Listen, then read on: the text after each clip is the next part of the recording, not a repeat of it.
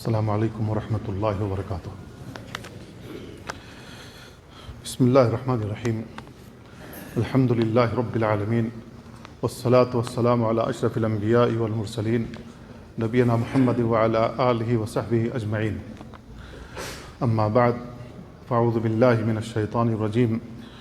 وما انفقت من نفقة او نذرت من نذر فإن اللہ یعلمہ وما للظالمین من انصار۔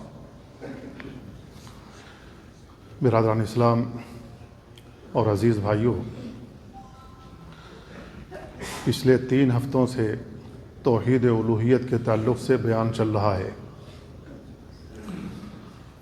توحید الوہیت کی جو تعریف بیان کی گئی تھی وہ یہ افراد اللہ بالعبادہ، تنہا اللہ تعالیٰ کی عبادت کرنا۔ جتنی بھی عبادات ہیں تمام عبادتیں اللہ رب العالمین کے لیے کرنا، اللہ کے علاوہ کسی اور کے لیے نہ انجام دینا۔ عبادت چاہے بدنی ہو، چاہے مالی ہو، چاہے کوئی اور عبادت، تمام عبادتیں اللہ رب العالمین کے لیے خاص ہونی چاہیے۔ عبادت کی تعریف بھی پچھلے ہفتے بیان کی گئی تھی، اور عبادت کی تعریف یہ ہے اسم جامع لکل ما یحب اللہ ویرضاہ من الاقوال والاعمال الظاہرۃ والباطنہ۔ ہر وہ قول اور عمل جس کا تعلق ہمارے ظاہر سے ہو یا باطن سے، اللہ تعالیٰ کو محبوب ہو، اللہ رب العالمین اس سے راضی ہو۔ ہر وہ قول جو ہماری زبان سے نکلتا ہے، ہر وہ فعل جو ہمارے جسم سے انجام پاتا ہے، اس کے لیے شرط یہ ہے کہ اللہ رب العالمین اس سے راضی ہو، اللہ رب العالمین کو محبوب ہو۔ اللہ رب العالمین کس قول اور عمل سے راضی ہوتا ہے؟ ہر اس قول اور عمل سے راضی ہوتا ہے جو اس کی نازل کردہ شریعت کے مطابق ہو۔ جو چیز، جو عمل، جو قول شریعت کے مطابق نہ ہو، اس دائرے سے خارج ہو جس کو اللہ رب العالمین نے کہا تھا الیوم اکملت لکم دینکم، آج ہم نے آپ پر آپ کا دین مکمل کر دیا۔ ہر وہ قول اور عمل جس کا تعلق اس دین سے نہیں جس کو اللہ رب العالمین نے مکمل کیا تھا، وہ نہ اللہ کو پسند ہے نہ اللہ اس سے راضی ہے۔ تو اللہ رب العالمین جس سے راضی ہو، جس کو پسند کرتا ہو، چاہے اس کا تعلق ہمارے ظاہر سے ہو، ابھی ہم نے نماز پڑھی، ہمارا ظاہری عمل ہے، یا ہمارا باطن ہو جس کا تعلق دل سے ہے۔ دل کے بھی بہت سارے اعمال ہیں جو دل سے سر انجام پاتے ہیں۔ یہ تمام باتیں اللہ رب العالمین کے لیے خاص ہونی چاہیے۔ اگر ہم یہ باتیں اللہ کے علاوہ کسی اور کے لیے کریں گے، اللہ کی عبادت میں شرک ہو جائے گا۔ آج عبادت کی ایک قسم جس کی وضاحت کرنا چاہتا ہوں وہ ہے النذر، نظر ماننا۔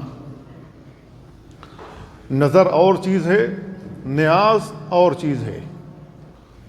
نظر کا مطلب ہوتا ہے اپنے اوپر کسی عبادت کو لازم کر لینا جس کو اللہ رب العالمین نے یا اس کے رسول نے لازم قرار نہیں دیا ہے۔ مثلا کوئی شخص نظر مان لے، میرا بیٹا میٹرک میں پاس ہو گیا تو میں ایک جانور ذبح کر کے لوگوں کی دعوت کروں گا۔ میرے بیٹے نے یا میری بچی نے حفظ قرآن مکمل کر لیا تو 100 لوگوں کی دعوت کروں گا۔ میرے والدین شفا یاب ہو گئے تو ایک عمرہ جا کے کروں گا۔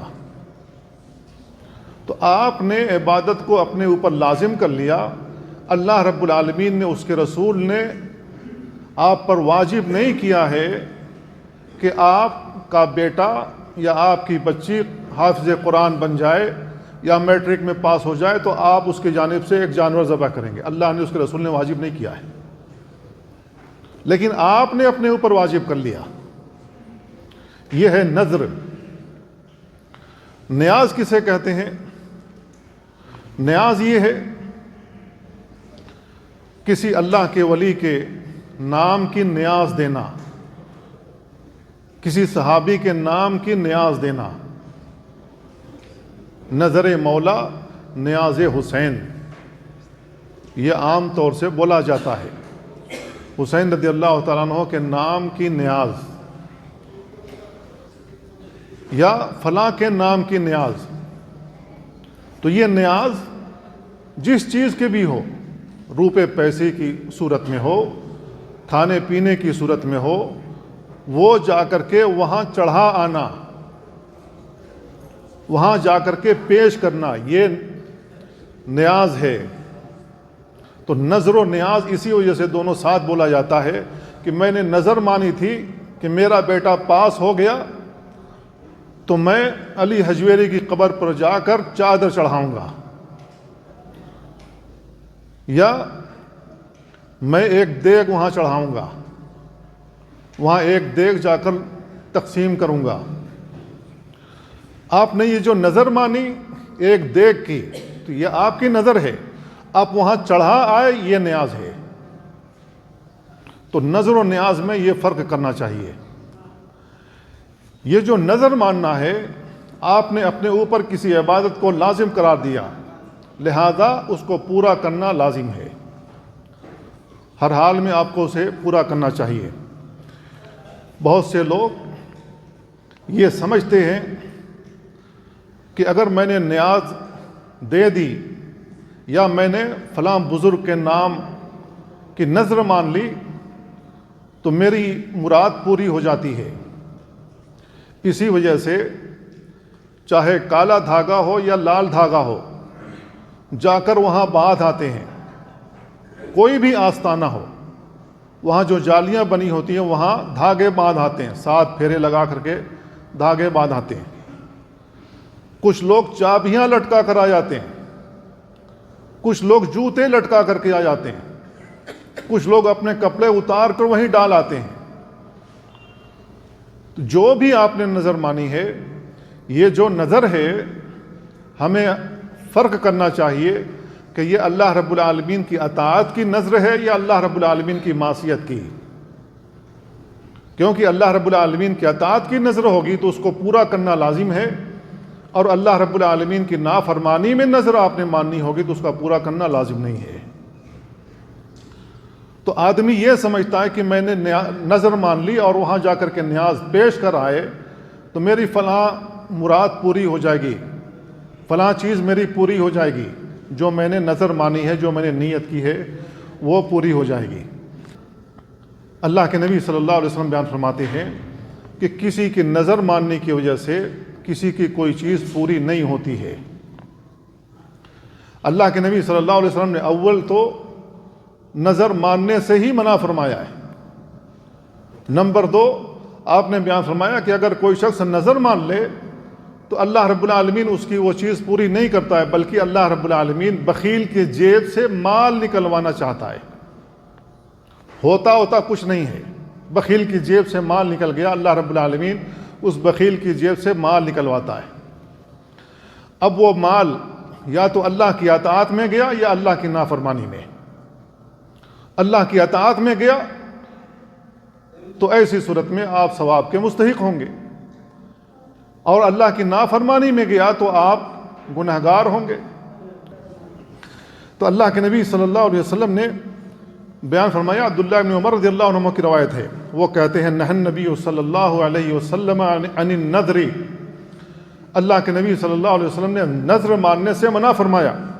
اور آپ نے بیان فرمایا انہ لا يرد شیئا، یہ کسی چیز کو دیتا نہیں ہے، اس کی وجہ سے کوئی بھلائی آپ کو حاصل نہیں ہوتی ہے، یا آپ کے بارے میں جو اللہ تعالیٰ نے فیصلہ کر رکھا ہے آپ کا فیصلہ تبدیل نہیں ہوگا اس کی وجہ سے.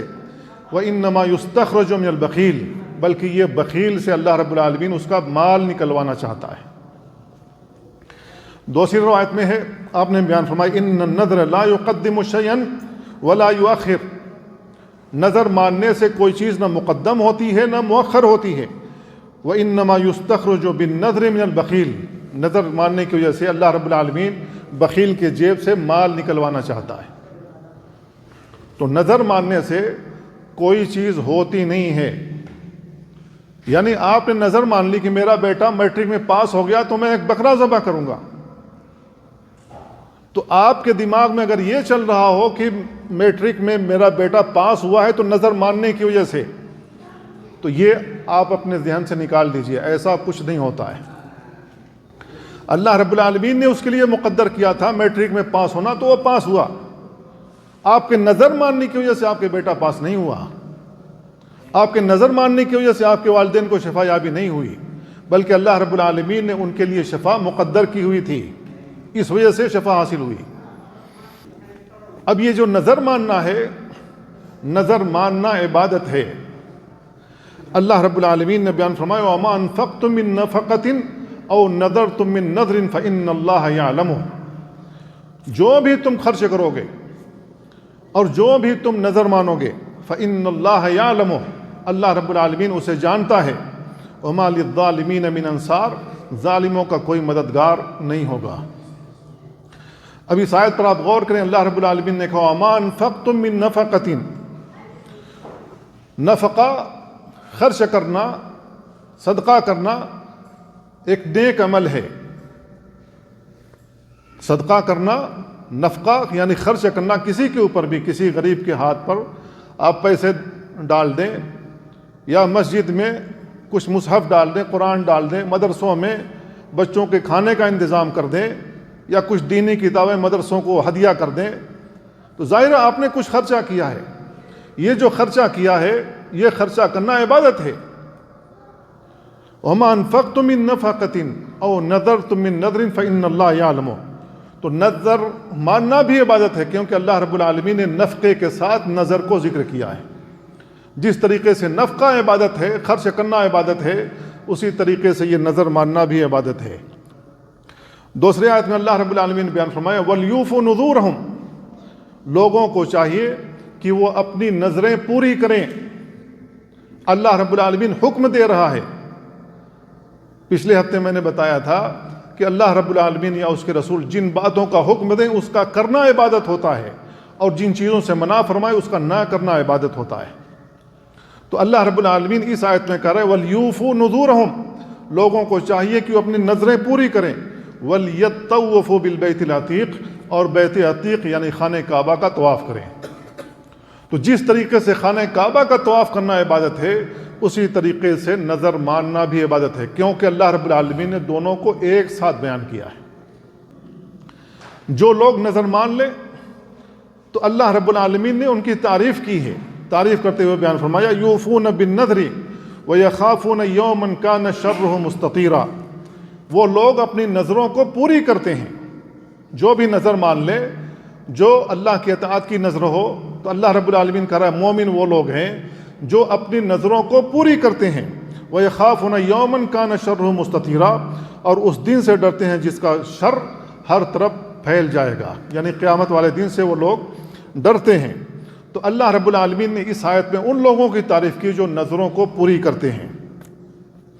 مریم علیہ السلام نے نظر مانا تھا انی نذرت للرحمن صوما فلن اکلم اليوم انسیا، جب ان کو بچہ پیدا ہوا یعنی عیسیٰ علیہ السلام پیدا ہوئے تو لوگوں نے جب ان کو طعن و تشنیع کا نشانہ بنایا تو اللہ رب العالمین نے انہیں منع کر دیا تھا آپ کسی انسان سے گفتگو نہیں کریں گے، جو بھی آپ سے گفتگو کرے، آپ سے کچھ پوچھے کہ یہ بچہ کہاں سے آ گیا، کیسے آ گیا، تو کہنا کہ میں نے چپی کا روزہ رکھا ہوا ہے۔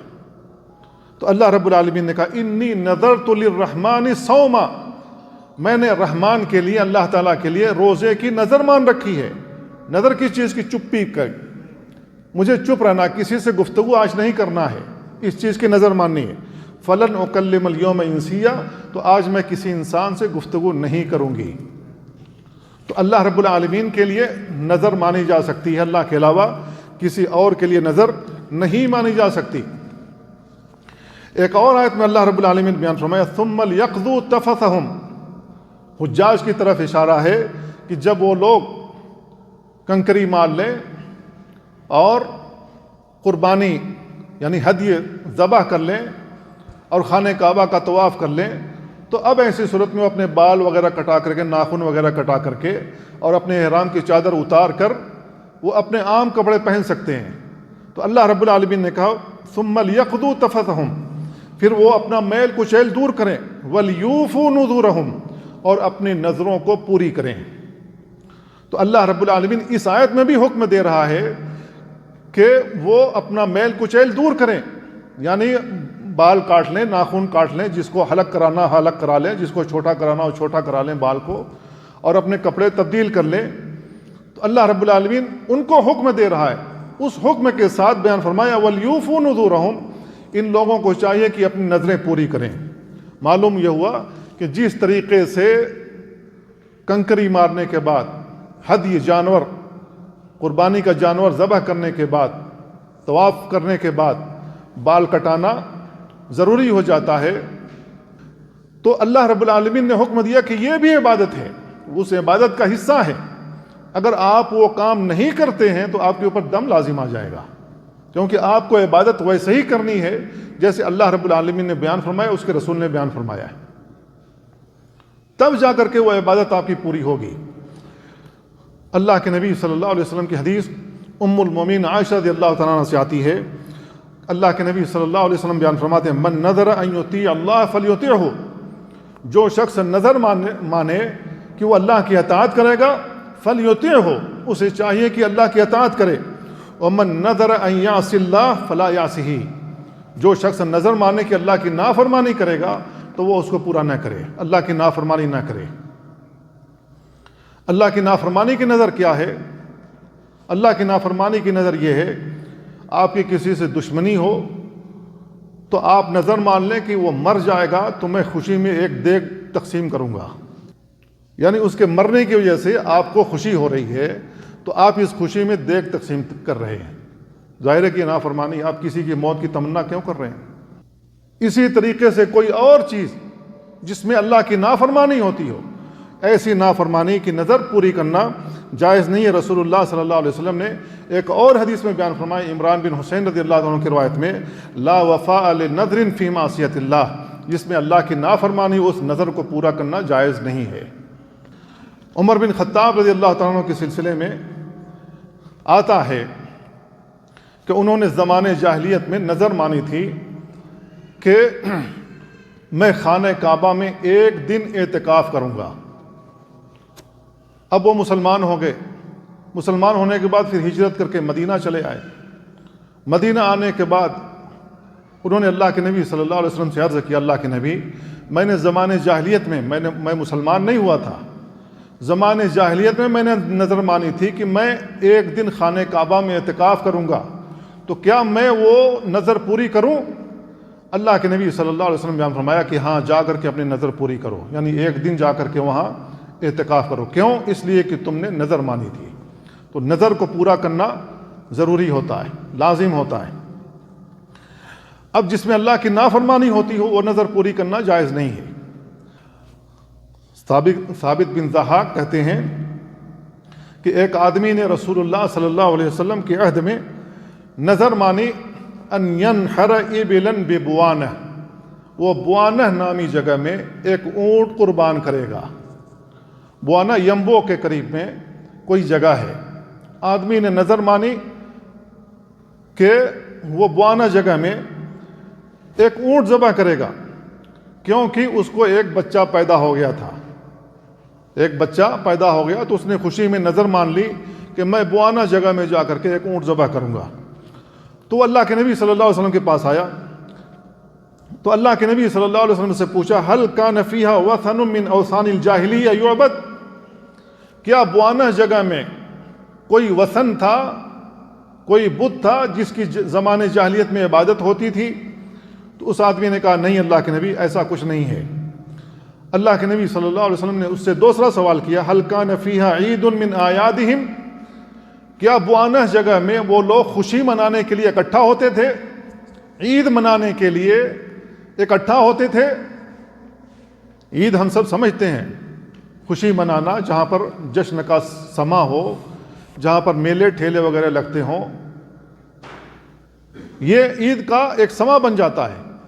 تو اللہ کے نبی صلی اللہ علیہ وسلم نے اس سے دوسرا سوال کیا، کیا وہاں پر خوشی منائی جاتی ہے؟ لوگ اکٹھا کر کے وہاں خوشی مناتے ہیں؟ اس آدمی نے کہا اللہ کے نبی ایسا کچھ نہیں ہے. اللہ کے نبی صلی اللہ علیہ وسلم بیان فرمایا اوفی بنذرک، اب جا کر کے وہاں اپنی نظر پوری کر لو.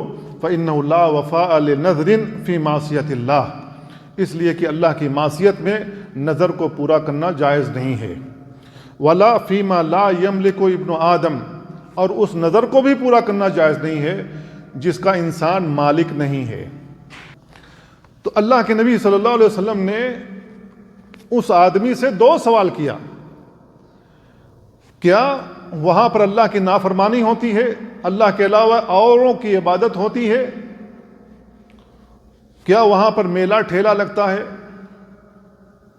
میرے بھائیو، آج مسلمان نظر مانتے ہیں، فلاں جگہ جا کر کے دیگ چڑھاؤں گا، فلاں جگہ جا کر چادر چڑھاؤں گا، عرق گلاب سے قبر کو دھو کر کے تبرک کے طور پر اس سے نہاؤں گا، اس سے غسل کروں گا، اس کو اپنے گاڑی پر چھڑکوں گا برکت کے لیے، اپنے گھر والوں کو وہ پانی پلاؤں گا. یہ نظر مانتے ہیں. جو لوگ بھی نظر مانے، جو مسلمان بھی نظر مانے، کیا اس سے یہ دو سوال نہیں کرنے چاہیے جو رسول اللہ صلی اللہ علیہ وسلم نے اس آدمی سے کیا تھا؟ ہمیں بھی اس سے سوال کرنا چاہیے. کیا جس جگہ پر تم نے یہ نظر مانی ہے کہ یہ چیز کرو گے تو کیا وہاں اللہ کی نافرمانی ہوتی ہے یا نہیں ہوتی ہے؟ آج جن جن جگہوں کے لیے مسلمان نظر مان رہے ہیں، ہر جگہ اللہ کی نافرمانی ہے. کیوں؟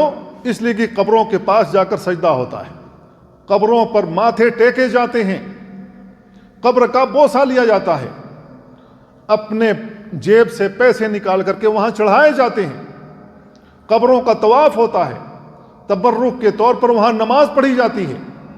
اور آدمی نے عقیدہ یہ بنا رکھا ہے کہ جو کچھ بھی میرے دل کی بات ہے وہ سیدھے سیدھے ٹرانسفر ہو رہی ہے بابے کے لیے. جیسے کہ وائی فائی کا نظام ہے، آپ ڈیٹا جہاں مرضی ہو تب ٹرانسفر کر دیں. تو اس طریقے سے لوگ وہاں کر رہے ہیں، وہاں اللہ کی نافرمانی ہو رہی ہے. اب جہاں جہاں قبریں بنی ہوئی ہیں، کیا وہاں میلے کا سما ہے یا نہیں ہے؟ ہم سب نے دیکھا ہوا، کیا وہاں میلے کا سما ہے یا نہیں ہے؟ غبارہ بیچنے والے الگ بیچتے ہیں، پکوڑے بنانے والے الگ بیچتے ہیں، میلے کا سما وہاں موجود ہے. جبکہ رسول اللہ صلی اللہ علیہ وسلم نے قبروں کی زیارت کی جو اجازت دی ہے تو وہ اس لیے کہ آدمی کو موت یاد آئے کہ ایک دن مر کر کے مجھے یہیں آنا ہے، یہیں راتیں تنہائی کی گزارنی ہے، یہیں دن گزارنے ہیں، ہر حال میں کوئی پوچھنے والا نہیں. تو موت کی یاد تازہ کرنے کے لیے اللہ کے نبی صلی اللہ علیہ وسلم نے قبروں کی اجازت دی. وہاں جہاں پر یہ میلے ٹھیلے لگے ہوئے ہیں، وہاں پر کون سی موت یاد آتی ہے؟ لوگ تو وہاں جاتے ہیں عشق لڑانے کے لیے، زناکاری کے اڈے بنے ہوئے ہیں، وہ سب اپنی آنکھوں سے دیکھا ہوا ہے، ہم سب جانتے ہیں، سب دیکھتے ہیں.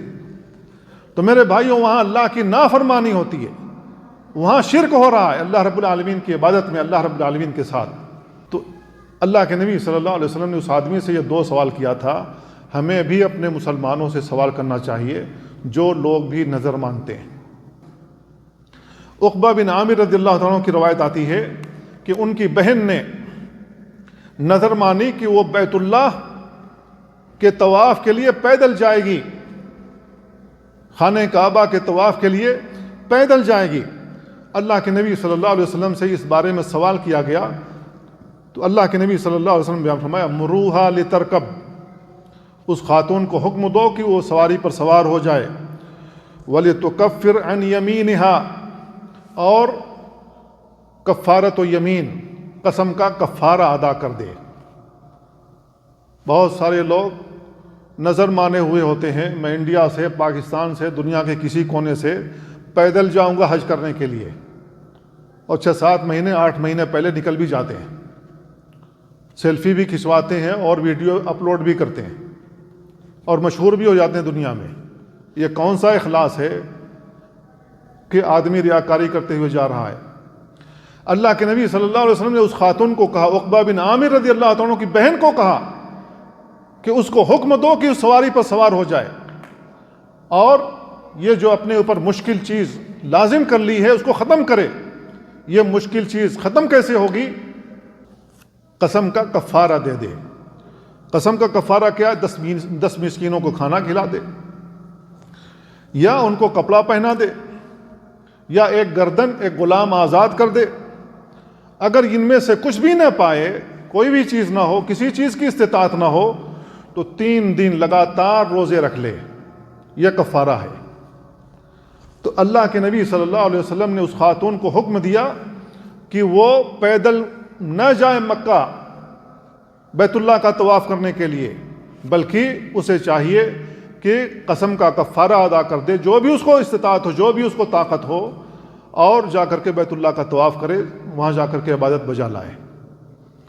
تو میرے بھائیوں، نظر ماننا عبادت ہے، نظر ماننا عبادت ہے، اور یہ عبادت تنہا اللہ رب العالمین کے لیے ہونی چاہیے۔ اللہ کے علاوہ کسی اور بابے کی نظر مانتے ہیں تو اللہ کی عبادت میں شرک ہوگا، اور اگر اسی عمل کے ساتھ آپ کی وفات ہو جاتی ہے، آپ کا انتقال ہو جاتا ہے، آپ شرک کی حالت میں مرتے ہیں۔ اللہ رب العالمین نے بیان فرمایا انہ من یشرک باللہ فقد حرم اللہ علیہ الجنہ ومأواہ النار وما للظالمین من انصار۔ ایسے لوگوں کے لیے جنہوں نے اللہ کے ساتھ شرک کیا اور توبہ کیے بغیر مر گئے، اللہ رب العالمین نے اس پر جنت حرام کر رکھی ہے، اس کا ٹھکانہ ہمیشگی کی جہنم ہے۔